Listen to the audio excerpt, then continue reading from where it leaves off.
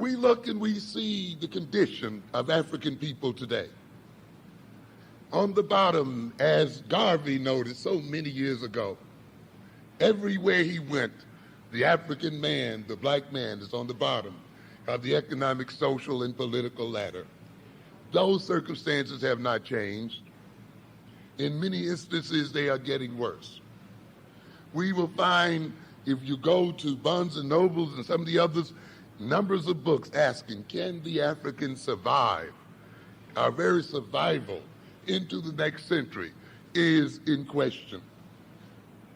I often note that our children looked at the series Star Wars, and I noticed that in the beginning of that series, there were no black people in the movie at all. And I noted that whenever then the European looks into the future, there is not a black man there. They had animals, robots, and everything else operating rocket ships and so forth, but not a black man was there. Which means then, ladies and gentlemen, those who think that they're in control of creating the future do not see the African man there at all. This means then ultimately, if we look at the task that our children must perform, that the basic task of the European child is conservative. To conserve and maintain the advantages that the European already has, and to enhance those advantages. So that means their rearing in their homes, in their communities. That means their education then is basically conservative. Because since they already have the advantage, they seek then to maintain that advantage. When we then look at the African child, we see a very different future. And I've often said then that future is revolutionary. Given the condition that our people are in today, our education cannot be then conservative. If we are to save our people from starvation, if we are to remove our people from the bottom of economic, political, and social ladders, then we must overturn the current orders of the world.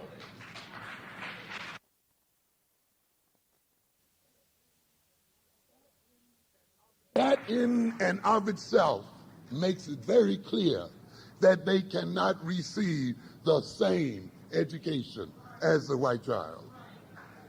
They cannot be reared the same way the white child is reared, because they have very, very different tasks to perform.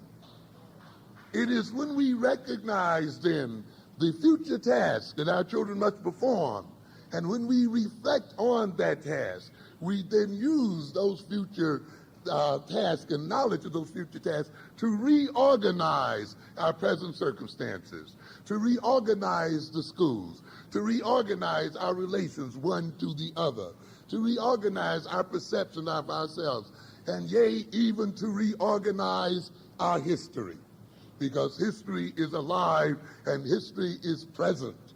As I pointed out in Newark of last week, history is the present and history is the future.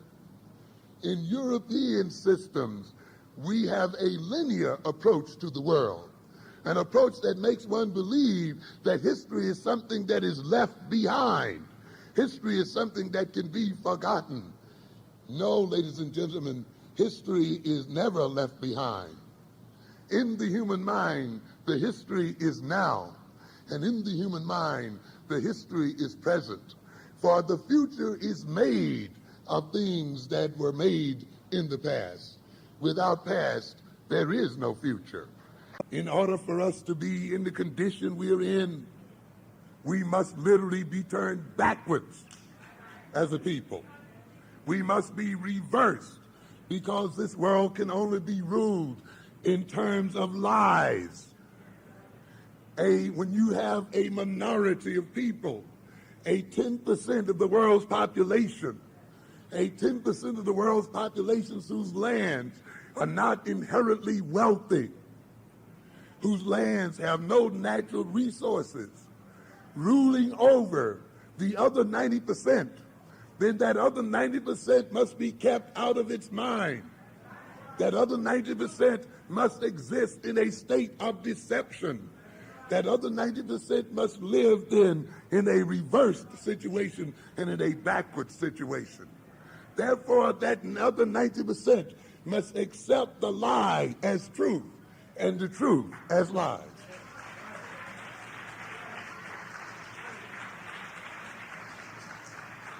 I've said that the major differentiation between Eurocentrically oriented psychology and Afrocentrically oriented psychology under oppression is that it is a political necessity that the black man be out of his mind. It is not merely the result of the interaction you had with your mother or your father. It is not merely the result of the absence of your father in the home or the absence of role models in your communities or all of these other things we hear day in and day out. It is not merely the result of that. It is ultimately the result of the need for the European to maintain power and domination. And these things are but an effect of that need. You had 2 Sundays ago a bunch of Negroes trying to explain the disparity between the education of black females and black males. A pathetic situation. Pitiful. They went to Yale, went to the University of Chicago. The experts that they had what? Set up. And of course, those experts gave them the answers that they wanted to hear. And then they are presented to African people as experts. But if they'd gone to the people themselves, I'm sure they would have got a different set of names and a different set of people. But those people did not appear in that paper. So we get people putting effects as causes. You say, oh, it's the absence of the black male model in the neighborhood. But how does the absence of the black male model occur? Why is it necessary for that absence to be there? That is never dealt with and discussed. It never gets around. So you have a bunch of experts discussing secondary situations and minor situations and making them appear to be major. That is why they're teaching at the University of Chicago and Yale. Because those institutions are just as much and more of a part of European domination as any other institution. And yet we say that they give us a good education. And we talk and we feel so good when we send our children there without any African consciousness. They are being sent there to be destroyed.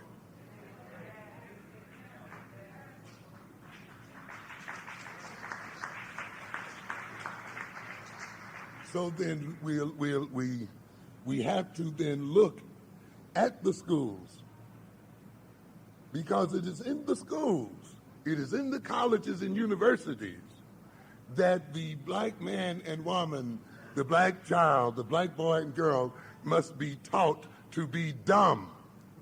That is the purpose of the schools. Let us recognize it. If the European can only exist to the extent that we are not in control of our common sense, that we are not in control of our identity, that we are not in control of a shared collective activity level, if the European can only exist and dominate as a result of the fact that we are not in love with ourselves and with our people, if the European can only be in control as a result of the fact that we have not fully developed our technological thinking capacities and the ability to concretize those capacities, then why do you think those abilities and those personality characteristics are going to be taught in European-oriented schools? It doesn't make any sense. The European is not going to teach his enemy to overthrow him, and yet some of us think that that will be the case. There is hardly any African in the world that has ever given a European education. You know, we hear some people talk about, well, that he has a white mind, or he thinks like white folk. Black people are not taught to think like white folk. You can sit in the white university as long as you want to. You'll never be taught to think like a white man. You can even learn the same thing in terms of course content as the white boy and girl, the white student. You can learn it even better. You can come out summa cum laude, and you still have not received a white education. No, sir, you get a Negro education no matter where you go in the system. I wouldn't complain. I often tell people, you know who thinks more like a white man, if you want to use those terms, I'm putting those in parentheses, a Farrakhan. Yeah. Yes. How do we say that? Because you see, if you're taught to think like a white man, like white people, you want your own nation. That's what white folk want.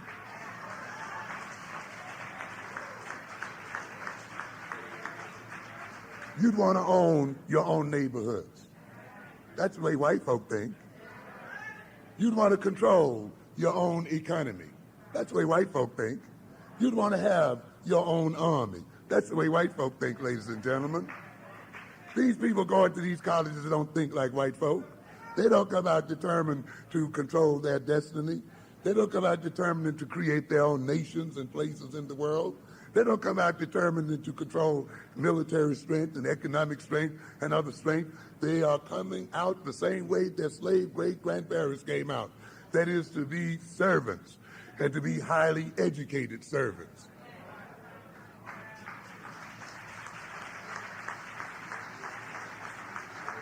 That is why a Farrakhan frightens them, because they see themselves in a Farrakhan who says, I don't want to sleep with your women. I don't want to marry your women. I don't want to live among you. I don't want to have anything to do with you. You're dirty, rotten, and regressed as a people. You represent a destructive force in the world, and we are going to remove you from power. And we are here to see that your influence on the world ceases and is put to an end. We are here to take rightful control of the wealth that is under the lands of our people and take rightful control of our minds. We are here to put you in your 10% place in the world itself.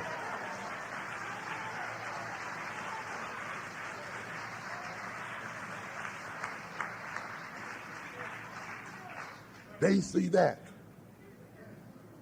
Where are you getting that kind of education? In the Yales and Harvards? And yet, ladies and gentlemen, that's the only kind of education that's worth anything. I've often said there that the function of education is not to get jobs and all this other baloney you hear every day. Secondary. The ultimate function of education is to secure the survival of a people. What good would it do you to know computer engineering and all the other stuff if you can be blown away at any moment by another people? If you're manipulated by another people?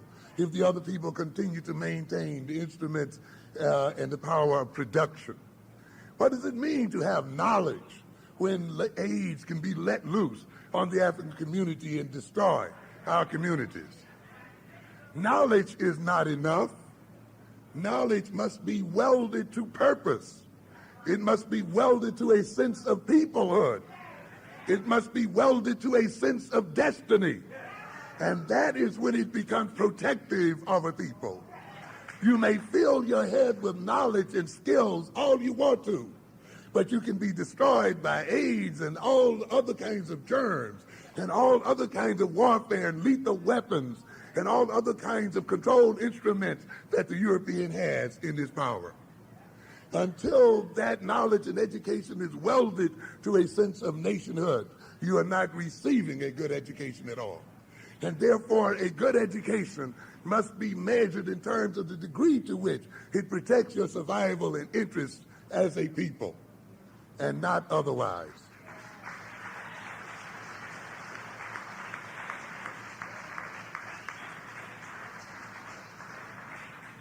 So then we see an attempt then in the European school to distort and to retard the potentialities of the African mind. And the education is designed to do that. And you say to yourself, well, okay, but I know some people who think technologically and this and that, and they got through, you know. Of course, we can say a lot about that. But let us just note this. Sure, you know some people who are very important at NASA, who have made great instruments, perhaps that have flown out on the space shuttle and all of this kind of stuff. Great. But look at the nature of that knowledge and look to where that knowledge is applied and to whose benefit it is applied before you get too happy about it. The chief thing that happens when the African person educated in Eurocentric schools does manage to maintain a mathematical mind, a highly logical, brilliant mind, is often that mind is alienated in the sense that it is permitted to maintain its logical and other functions only at the price of separating that individual emotionally, socially, and culturally from his or her people. So that the knowledge and skills cannot be used in the interest of the people, but in the interest of the enemy. As we often say, when one is alienated so that one's capacities and ability can only be used for whose benefit? The benefit of aliens. That's the source, of strangers, of people other than ourselves. That is the reason why I've said often that the more degrees we get in business administration, the fewer businesses we have to administer. That is the reason I've said often that there is almost a monotonal relationship between the number of blacks and African Americans receiving degrees in economics and the number of Korean businesses on 125th Street. It's no strange coincidence then that as we get more and more MBAs out here, we get more and more Korean businesses on 125th Street. Isn't that a strange situation? Paradoxical, but it's really not that paradoxical. We've noted here now that on 125th Street, there are approaching 70 Korean businesses on that street. You try to name me 20 black ones on that street. And yet there are 95% of the people on that street that shop on that street are black people, African Americans. Where are the MBAs? Where are the PhDs in economics who went to the Wharton School of Finance? Where are those people with their knowledge? Because the knowledge is alienated, it cannot work for African people. It can only work for the other people. So don't be so proud of yourself because you might have gotten through MIT and you may be a mathematical genius. See where and how you can apply that genius in the interest of the survival of African people. If you cannot do so, then you have been alienated and you have become a part of your own oppression.